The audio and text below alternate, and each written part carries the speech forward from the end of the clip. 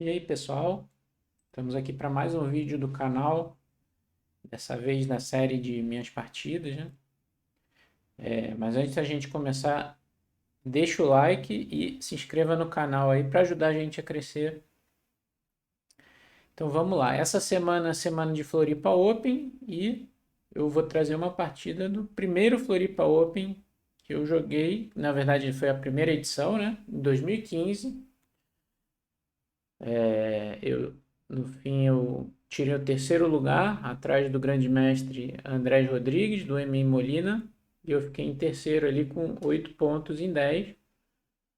Eu perdi para o Andrés e para o GM Axel Bachmann e ganhei as outras partidas.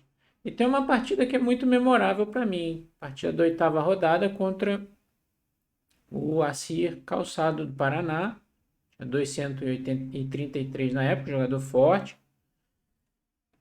E foi uma partida memorável para mim. Então vamos lá ver a análise dessa partida. Eu joguei E4, ele respondeu com E5, cavalo F3, cavalo C6 e eu joguei a Rui Lopes. Sempre gostei muito da Rui Lopes, influenciado aí pelo Fischer, né? E aqui nós jogamos a tradicional linha principal aqui, cavalo F6, roque, bispo E7, cavalo toma E4 é a chamada Rui Lopes aberta, e as brancas jogam D4, teoria pesada também, mas bispo E7 é mais tranquilo, torre E1. Agora eu ameaço o bispo toma C6 e peão toma, cavalo toma, já que o peão de E4 está defendido, então ele joga B5, bispo B3, D6. Ele ameaça pegar o meu bispo aqui, então eu jogo C3, dando uma casinha para o bispo e preparando D4. Ele jogou roque. E H3 aqui, D4 é outra opção. Ele pode jogar bispo G4 cravando, então H3 evita essa cravada. E aqui, essa é uma posição clássica da Rui Lopes. Muitas, milhares de partidas foram jogadas aqui, em várias épocas do xadrez, né? E inclusive hoje isso ainda é muito jogado. E o Assírio optou pela variante Tigorin, que é com cavalo A5, bispo C2 e C5. Ele ganha espaço aqui na ala da dama, depois o cavalo pode voltar para cá. Eu joguei D4, super teórico ainda. Ele jogou dama C7, que defende o peão G5. Cavalo BD2, desenvolvimento típico do cavalo, ele pode ir para F1 e G3, ou F1 e E3. De olho na casa D5, na casa F5. Ele trocou e bispo D7. Outra opção também é bispo B7 aqui, ou cavalo C6. Também bispo D7 é muito jogado. Cavalo F1 e torre AC8 atacando o meu bispo. Eu executo uma das manobras que eu mencionei agora há pouco, defendendo o bispo, né? Cavalo E3. E ele fez cavalo C6. Ainda essa posição é teórica em umas partidas jogadas. Eu jogo D5 atacando o cavalo, cavalo B4 e bispo B1 saindo do ataque do cavalo. Reparem que agora eu ameaço o lance A3. O cavalo está sem casa. Então ele joga A5 para dar casinha A6 para o cavalo. Eu jogo A3, o cavalo volta para 6. Agora ele adoraria jogar o cavalo para C5 em seguida. Eu jogo B4 para impedir isso e aproveitando que se ele tomar cavalo toma, depois de bispo D2, o cavalo tem problemas, né? Dama C5, dama B3 e o cavalo não tem casa. Por isso ele não pode tomar e aqui ele jogou, perdão, e aqui ele jogou G6 depois de B4. Outras opções talvez seriam melhores aqui, torre A8, dama B7, defendendo o cavalo e abrindo para a torre, cavalo H5 para cavalo F4. G6 é um lance que parece normal, talvez ele queira jogar cavalo H5 e F5, mas enfraquece um pouquinho as casas pretas, pode ter algum problema no futuro. Eu segui com bispo D2, defendendo em B4, dama B3 aqui, como o computador indica, é outra opção, cavalo H5 e bispo D3. Qual que é a ideia desse lance?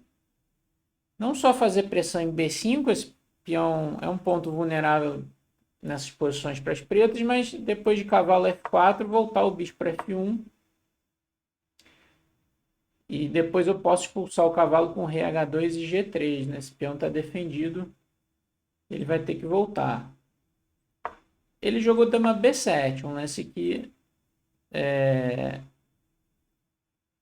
defende aqui o peão, quer dizer, adiciona uma defesa ao peão de B5 e libera a torre. Eu voltei para F1, lance lógico. Outra possibilidade aqui era cavalo H2 para cavalo G4. Outra, cavalo G4 direto. Se ele tomar peão, toma. Abrindo a coluna H, era uma opção boa. E de olho na entrada aqui já. Mas eu joguei bispo F1. E ele jogou cavalo G7. Esse é um lance, o computador critica bastante, porque o cavalo no fianqueto às vezes traz problemas para o próprio rei, né? Ele dá alguns temas táticos. Ele quer apoiar F5 aqui, mas realmente esse cavalo aí vai trazer problemas para o rei dele, como a gente vai ver.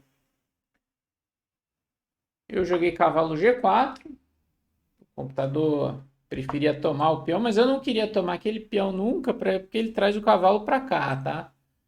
Esse cavalo G4 aqui me pareceu lógico para entrar lá em H6. Se ele tomar, eu tomo abrindo a coluna H. Posso jogar G3, rei G2, depois passar uma torre para cá com calma. A por B4. A por B4. Ele jogou cavalo C7. Aqui era necessário jogar H5 para dar um respiro para o rei. Aqui eu posso dar o cheque, rei H7, tentar abrir ela do rei com G4. Esse cavalo parece estranho aqui, mas ele não tem como ser atacado e fica de olho no ponto F7 e tal. Tem ataque aqui para as brancas. Ele jogou cavalo C7, bispo E3. Agora eu ameaço torre A7. Uma entrada bem chata. E ele jogou o natural torre A8 aqui. E aqui bispo toma G4, que ele está indicando, era uma opção. Ou cavalo A6 aqui, tampando a coluna. Mas de qualquer jeito é uma posição um pouquinho chata. Tá? E a partir daqui vai ficar legal a partida. Então eu joguei cavalo H6 cheque, só tem a casa H8. E aqui eu tive uma ideia que foi legal aqui. Cavalo toma E5, né? O computador dá duas exclamações. A ideia é o seguinte aqui. Depois de peão toma, jogar D6. Mas reparem numa coisa aqui, né? Se a dama está sobrecarregada, né? Defesa da torre e do peão. Então, ele joga a torre e toma 1. Se eu tomar a torre, ele toma aqui e fica com uma peça a mais. Então eu tenho que tomar lá. Mas é bem verdade que eu tomo ameaçando promover com mate lá, né? Aqui ele joga aqui defendendo a torre dele. E aí eu joguei cavalo, toma F7 cheque. Rei G8, cavalo H6 cheque. Bom, eu tinha uma repetição aqui. Já por conta do cavalo em G7, ele tira umas casas do rei, né? E ao contrário do bispo, ele não defende a casa G7 nem a casa F6. Então, ele está atrapalhando o próprio rei, né? E aqui eu tinha repetição, mas eu queria mais do que isso. E aí eu joguei dama toma D7, tomando o bispo, deixando a segunda torre no ar. Ele tomou, e aqui a ideia é a seguinte: cavalo F7 cheque, rei G8 e cavalo D8. Reparem que eu ataquei a dama dele. E tem outra ideia aqui. Por exemplo, se ele tirar a dama para C8, eu posso jogar E8, dama cheque. ele vai tomar aqui com qualquer um dos cavalos, dama F7, RH8 e mate.